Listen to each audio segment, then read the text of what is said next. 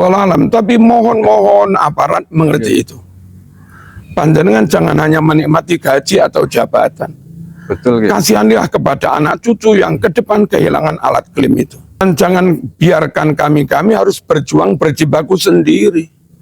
Ketika terjadi eskalasi lebih besar, lalu kami ditangkap. Dan tentu ada aparat, ada hukum. Jangan sampai nggak koordinasi dengan aparat. Toh pada akhirnya yang berwenang menindak itu juga aparat. Terkait dengan tadi provokasi yang berbahaya, memecah belah sesama anak-anak bangsa, sesama umat muslim, sesama umat NU bahkan. Mungkin ada pesan atau rekomendasi dari Kiai Marsudi kepada aparat kepolisian agar itu tidak terjadi. Pertama kepada umat Islam secara umum, khususnya warga NU, jangan terprovokasi. Jangan terpancing, kita tetap tenang, TPQ tetap jalan, MI, diniyah, pesantren tetap jalan, pengajian-pengajian, tahlilan tetap jalan. Jangan sampai situasi atau isu-isu itu mengganggu tugas ini yang sangat mulia ini. Pertama, jangan terprovokasi. Yang kedua, bersiap-siap penting. Yang ketiga, jangan rame-rame. Terus yang keempat, mohon kepada pihak pemerintah, lewat manapun sudah, lewat kedinasan atau departemen yang memang bersinggungan langsung tentang ini, termasuk yang ngurusi purbakala apa itu namanya. Sadarlah bahwa menjaga keaslian situs sejarah itu super penting. Bahwa makam Majapahit itu kayak begini, bahwa candi itu kayak begini, bahwa masjid kuno zaman peralihan transisi dari Hindu ke Islam itu ciri masjid itu seperti ini, ciri makam zaman transisi itu seperti ini. Sungguh itu penting sekali, jangan dirubah, jangan dicor ditutup dengan yang aneh-aneh. Nanti kalau ini tetap punya bukti kepurbakalaan yang asli, 1000 tahun ke depan, bangsa ini tetap punya bukti itu, maka bangsa manapun, bangsa Eropa, bangsa Cina, bangsa Yaman, yang akan klaim ini negara nenek moyang kami, ini negara kami, mereka nggak bisa klaim. Kita punya alat bukti yang masih asli. Dan ketika itu dijual, ditukar dengan Maisan baru, dengan Nisan baru, yang tidak asli, lalu nisan yang asli itu disimpan, suatu saat dipasang ke makam palsu, menjadi seolah-olah asli kan?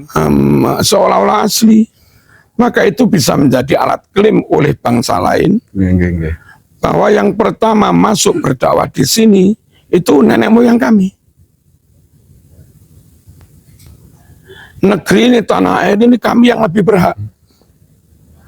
Nah itu bahaya banget. Sepertinya itu sudah berlangsung ya. Wallahualam, tapi mohon aparat mengerti itu. Panjenengan jangan hanya menikmati gaji atau jabatan. Betul. Kasihanlah kepada anak cucu yang ke depan kehilangan alat klaim itu. Dan jangan biarkan kami harus berjuang berjibaku sendiri. Ketika terjadi eskalasi lebih besar, lalu kami ditangkap. Itu yang kita khawatirkan. Kami nggak melawan kedoliman, kepalsuan nggak mungkin. Tapi ketika kita melakukan itu kadang juga khawatir dipersalahkan. Ya, kita khawatir bukan karena takut, tetapi nasib bangsa ke depan. Nah ya, jadi orang-orang yang kenceng ini dikandangkan, akhirnya pihak lain leluasa sudah. Mohon sekali. Terus sejarah bangsa, segeralah negara ini lewat dinas apa, kementerian apa, resmi membuat pernyataan dengan lembar negara, resmi. Disimpan di perpus nasional, atau disimpan di istana lah, bahwa lagu Indonesia Raya pembuatnya ini titik. Biar tidak diklaim. Merah putih, pembuatnya perancangnya ini titik. klaim manapun yang nggak sama dengan ini, wani-wani klaim, ajukan ke pengadilan. Sepakat nih Kiai.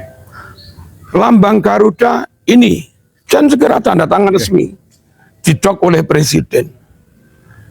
Itu penting sekali. Kalau nggak segera dilakukan, ribut di bawah ini. Yang beberapa rakyat khawatir klaim itu hilang, diklaim orang lain, bukti itu hilang. Sementara maaf-maaf, yang berkuasa, berwenang untuk ambil keputusan, masih diam. Apalagi terus malah akan memberi penghargaan kepada kelompok yang masih dipertanyakan berhak apa enggak mendapat penghargaan itu. Dan ini yang kami mohon, dan monggo lenggah bersama kita menginventarisir masalah. Masalah pemalsuan makam, masalah pemalsuan halal yang terkait dengan sejarah nasional, pemalsuan ajaran. Pemalsuan Cucu Nabi penting ya? Ya, pemalsuan nasab. Pemalsuan nasab. Karena ada lembaganya masalahnya di sini. Lalu di situ ada intelijen, ada ahli DNA, ada pihak-pihak yang ngumpulin kitab nasab seambrek dari seluruh dunia ini. Ada yang pinter uji forensik untuk mengetes kertas ini asli apa enggak. Lalu itu resmi di-SK oleh negara. Sehingga kesimpulan yang mereka ambil pun sah, disahkan oleh negara, punya kekuatan hukum. Satu persatu dok selesai. Masalah kitab nasab ini kitab nasab palsu, dok selesai. Lalu ajaran begini, ini ajaran sesat, dok selesai. Yang aku tanggapan gitu. Nah ya, yang menentang itu berarti menentang keputusan negara. Menentang hukum. Keputusan hukum. Melawan hukum. Nah begitu. Saya kepingin sekali seperti itu. Amin Kiai, sama Kiai. Saya kira sekarang tidak hanya teman-teman BWLS, tapi saya kira seluruh anak bangsa yang mencintai tanah airnya ingin seperti itu. Dan kepada teman-teman Arab lah, jangan khawatir. Siapa tahu penelitian itu membuktikan 1-2 dari sampean ternyata memang keturunan asli. Sehingga kami umat Islam pribumi yang keturunan Kenaro macam-macam ini semakin tidak ragu takzim mahabbah kepada sampean. Ojo durung-durung wis kesusu curiga itu akan menafikan kami. Enggak.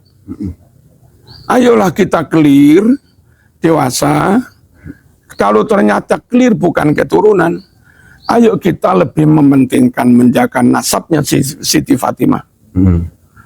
Jadi murni meskipun tanpa ada nama kita di situ. Daripada dipaksakan nama kita harus ada di situ, tapi nasab keturunan Siti Fatimah itu jadi tidak murni.